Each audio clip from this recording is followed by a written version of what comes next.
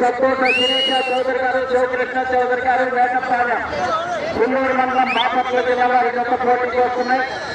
2022, 2023 2 సంవత్సరాలు కూడా వారి జతలే ఇదే ప్రాంగణంలో ప్రభుత్వ బహుమతిని తీసుకున్నాయి. ఈ సంవత్సరం 3వ సంవత్సరం కూడా వేరే జతతో పోటీకి వస్తున్నారు. శ్రీ వెంగమాంబ తల్లి వారికి ఏ బహుమతి ఇస్తుందో